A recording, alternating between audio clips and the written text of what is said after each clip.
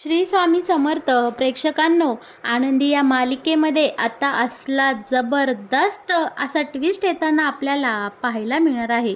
बरं का, मालिकेमध्ये आता आपले आनंदी जीवाची पर्वाही न करता जीवाच्या आकांताने ते झुंबर खाली पडू नये ह्याची काळजी घेत असते. पण या सगळ्यामध्ये इतका हा विद्याधर आनंदीला त्रास देत असतो, तिच्या हातावर तेल काय ओततो आणि बाकीचा काय तमाशा करतो.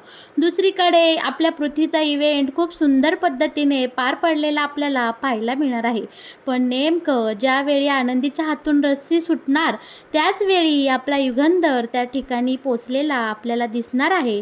आणि त्यानंतर प्रेक्षकांनो, आपला हा युगंधर आनंदीला थेट या मीडियावाल्यांसमोर आणत तिने तिच्या जीवाची बाजी लावत कसं कुटुंबियांचा प्राण वाचवला आणि ही माझी बायको आहे हे सगळ्या मीडियासमोर कशा प्रकारे आपला युगंधर आणणार आणि मुलांना देखील कळणार की आनंदी ही त्यांची आई आहे आणि ती मिस्टर युगंधर निंबाळकरांची बायको. इकडे हा विद्याधर मात्र चांगलाच तोंडावर पडलेला आपल्याला पाहायला मिळणार आहे. पण हे सगळं मालिकेमध्ये नक्की कशा प्रकारे घडत जाणार, युगंधर बरोबर त्याच वेळी आनंदीपाशी कसा पोहोचणार, हे सगळं तुम्हाला जाणून घ्यायचं असेल तर प्रेक्षकांनो, तुम्ही आपला हा व्हिडिओ अगदी शेवटपर्यंत पहा, म्हणजे तुमच्या सगळं काही इकडे लक्षात येईल. बरं का, इकडे आपल्या पृथ्वीचा इव्हेंट अगदी जोरदार सुरू असतो. युगंधरला पृथ्वीविषयी सार्थ अभिमान वाटत असतो. पृथ्वी ही मीडियासमोर त्याचं हे जे काही नवीन साड्यांचं लॉन्चिंग आहे ते एकदम सुंदर पद्धतीने प्रेझेंट करत असतो आणि मिथाली तर एकच नंबर पद्धतीने इथे अँकरिंग करताना आपल्याला दिसतच आहे. बरं का, या सगळ्यामध्ये आता वेळ झालेली असते ती म्हणजे दुसऱ्या राऊंडची. पहिला राऊंड तर इतका सुंदर पद्धतीने आनंदी आणि शिल्पाताईने पार केलेला असतो. आता वेळ असते, आता सगळ्यांच्या नजरा, अगदी मीडियावाल्यांच्या नजराही यांच्या दुसऱ्या राऊंडकडे खिळून राहिलेल्या असतात. आता इकडे मस्तपैकी आपली शिल्पाताई एकदम नऊवारी थाट घालून सुंदर गावरान पद्धतीने स्टेजवर आता एंट्री करते. शिल्पाताईचा लूक अप्रतिम झालेला असतो आणि तिला पाहून मात्र इथं जमलेले प्रत्येक प्रेक्षक वर्ग जोरदार टाळ्या वाजवत असतात. शिल्पाताई ही आतून एकदम कॉन्फिडन्स असते. सुंदर पद्धतीने तीही आता ठरल्याप्रमाणे नऊवारी साडीचं प्रेझेंटेशन करते आणि यांच्या साडीतला मुख्य म्हणजे हेतू हा असतो की बायकांना या साडीबरोबर पॉकेट द्यायचं, जेणेकरून त्यांच्या हातात जे काही सामान आहे ते व्यवस्थितपणे वेअर करता यावं. शिल्पाताई एकदम सुंदर पद्धतीने प्रेझेंटेशन करते. पण आता इकडे आरतीला आनंदी काही दिसत नसते. आरतीच्या लक्षात आलेलं असतं आनंदी का बरं आली नाही अजून. ती सुनीताताईजवळ जाते आणि आनंदीची चौकशी करते. ती बोलते की आनंदीताई पाठीमागच आहे उरकून, मी त्यांना तयार करून तिथं थांबवलंय. एव्हाना त्या यायला हव्या होत्या, पण का आल्या नाही कोणास ठाऊक. बरं का, आता आनंदीला पाहण्यासाठी आपली आरती पाठीमागं गेलेली असते. पण आनंदी इकडे जेव्हा निघाली असते स्टेजकडे तेव्हा तिला कसला तरी कापल्याचा चुरचुर आवाज ऐकू येत असतो.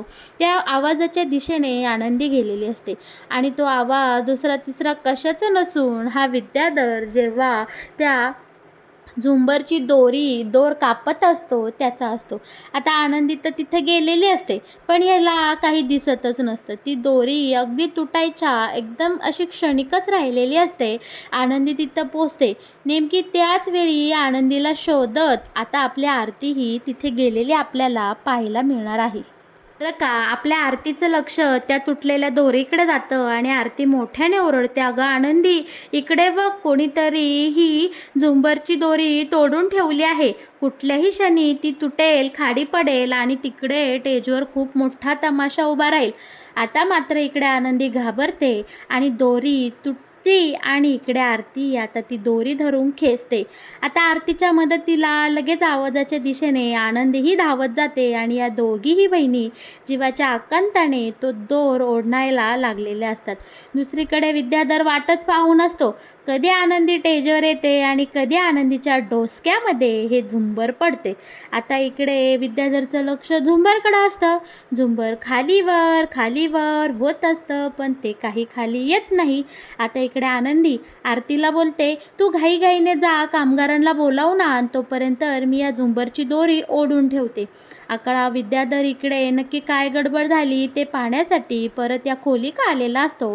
त्याच्या लक्षात येतं की या दोघी बहिणींनी मिळून ही दोरी धरली आहे.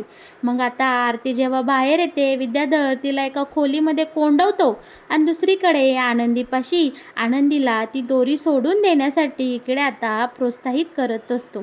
बरं का, आनंदी बोलते, म्हणजे हे काम तुझं आहे तर? आता इकडे लगेच विद्याधर बोलतो, हो, हे माझंच आहे. आता बाकी खरं तर हे झुंबर मला तुझ्या डोसक्यात पाडायचं होतं ग, पण तू काही टेजवर गेली नाहीस. आता तू वाचलीस, पण काळजी करू नको, हे झुंबर अख्ख्या निंबाळकर कुटुंबावर पडल आणि क्षणात होत्याचं नव्हतं होईल. आणि हे तर तू मरण्यापेक्षा अजूनच बेस्ट असेल. आता इकडे आनंदी बोलते विद्याधरला, तुला लाज नाही वाटत का असं वागायला? अरे सैतान आहे का कोण आहे? तुझ्या सख्खी हाडामासाची रक्ताची माणसं आहेत ना ती, त्यांच्यासोबत असं वागायला तुला लाज नाही वाटत? अरे तुझं वैर माझ्यासोबत आहे ना, मग तू का बरं सगळ्यांना वेठीला धरतो, सगळ्यांना त्रास देतोस? आता इकडे विद्याधर बोलतो, अगं तुला लय भारी पुळका आहे ना त्या सगळ्यांचा, मग आता भोग तुझ्या कर्माची फळं.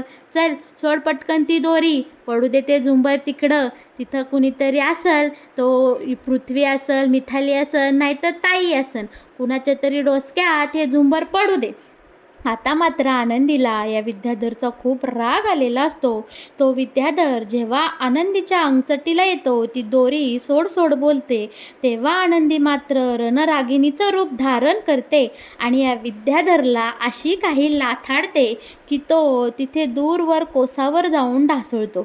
बरं का, आता इकडे आनंदी बोलत असते, माझ्या जीवात जीव आहे, माझ्या हातात प्राण आहे, तोपर्यंत मी ही दोरी सोडणार नाही आणि माझ्या घरच्यांच्या केसालाही धक्का लावू देणार नाही.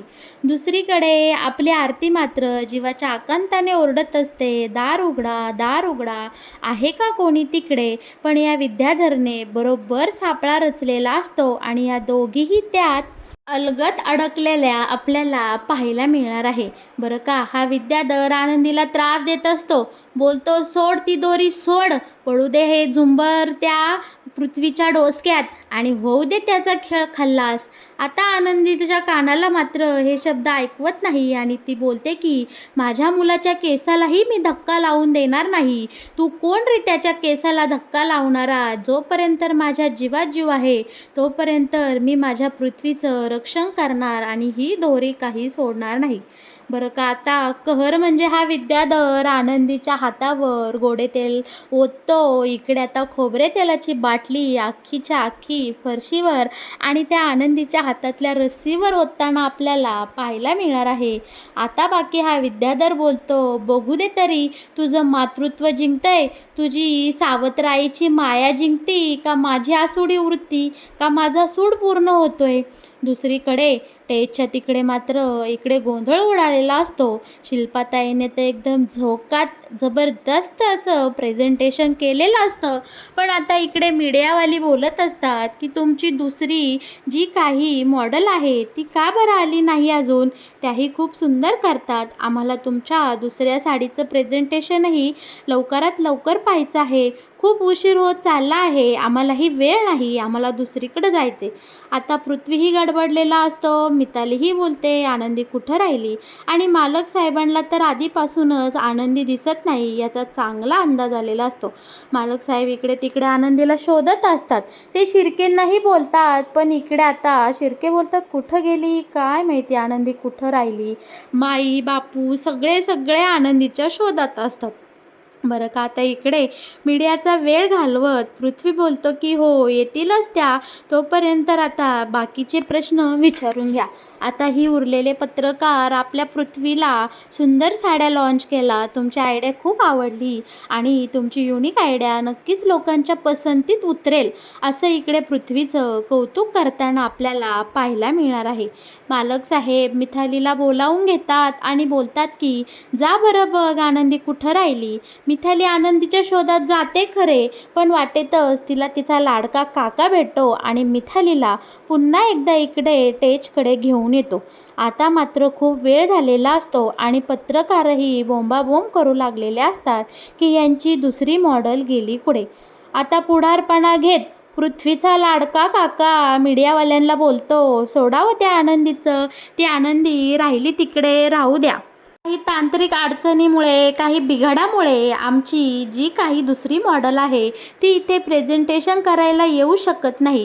ती येईल तेव्हा येईल नंतर. तोपर्यंत तुम्ही हा खास क्षण टिपून घ्या. निंबाळकर फॅमिली एकाच वेळी सगळे इथं उपस्थित आहे. मग त्यांचा छानपैकी एखादा फॅमिली फोटो तुम्ही घ्या. तो तुमच्यासाठी कधीही बेटर ठरेल. बरोबर ना? आता इकडे विद्याधरच्या सांगण्यावरून मीडियावाले बरोबर सगळा फॅमिली फोटो घेण्यासाठी तयार झालेले असतात. विद्याधर कारस्थानी बरोबर पृथ्वीला झुंबरखाली उभा करतो. त्याच्या शेजारी आत्या, एकीकडे मिथाली, मध्ये युगंधर आणि हे सगळं बाजूबाजूने उभं राहिलेले असतात. आणि हा कारस्थानी मात्र अगदी कडेला अलगद बाजूला उभा राहतो, जेणेकरून जरीही झुंबर खाली आला पडला तरी त्याला कुठल्याही प्रकारची इजा होता कामा नये. अशा हेतूने बरोबर या युगंधरने लाईनीमध्ये सगळेजण उभे केलेले असतात आणि आता मीडियावाल्यांना फॅमिली फोटो घेण्यासाठी प्रवृत्त केलेलं असतं. पण या सगळ्यामध्ये मात्र आपल्या युगंधरचं मन बाकी इथे लागत नसतं. त्याला एकच काळजी लागून राहिलेली असते की आनंदी कुठे राहिली, आनंदी का बरं वेळेत आली नाही, तिच्यासोबत काही गैर घडलं का, तिकडं काही वाईट घडलंय का, काही घडून गेलंय का, अशा नाना प्रश्नाने आता इकडे आपल्या मालक साहेबांचं मन भीतीने कापलेलं असतं आणि त्यांच्या मनात आनंदीच्या काळजीचं काहूर उठलेलं आपल्याला पाहायला मिळणार आहे. बरं का प्रेक्षकांनो, इकडे छानपैकी या लिंबाळकर फॅमिलीचा फॅमिली फोटो झालेला असतो. पृथ्वी त्या झुंबरखाली असतो आणि इकडे पृथ्वीचंही भाषण तर चालू असतं, पण युगंधरचं मन मात्र इथे या समारंभात लागत नसतो. आता इकडे या विद्याधरचा डोळा चुकवून आपला युगंधर पाठीमागे आनंदीच्या शोधामध्ये तिकडे त्या रूमकडे गेलेला असतो आणि पाहतो तर काय, इकडे आनंदी जीवाच्या आकांताने रस्सी खेचत असते, जेणेकरून कुणीतरी या झुंबरचा दोर कापून ठेवलेला असतो आणि तिकडे कार्यक्रमात बाधा यावी अशी कोणाची तरी इच्छा असते.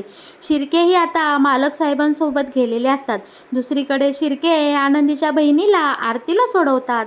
आरती घडला सगळा प्रकार इकडे शिर्केंच्या कानावर घालत असते. तोवर इकडे आता मालक साहेब आपल्या आनंदीच्या पाशी पोचलेले असतात. आनंदी जीवाच्या आकांताने रस्सी खेचत असते आणि बरं का इकडे आता खूप मोठा अनर्थ होतो आणि आनंदीच्या हातून ती रस्सी सुटते. ती रस्सी खाली पडणार तोच आपले मालक साहेब तिथे जातात, ती रस्सी जोरात खेचतात आणि इकडे शिर्केला आवाज देतात.